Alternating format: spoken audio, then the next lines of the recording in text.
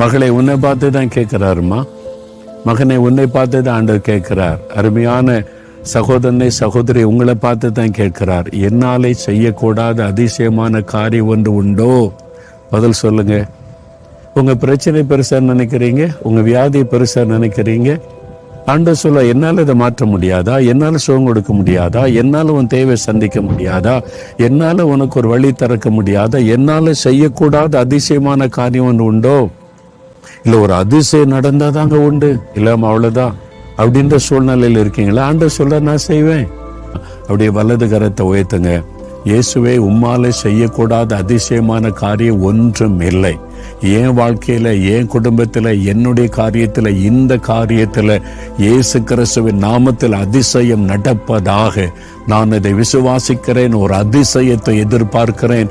இயேசு கிறிஸ்துவின் நாமத்தில் ஆமேன், ஆமேன்.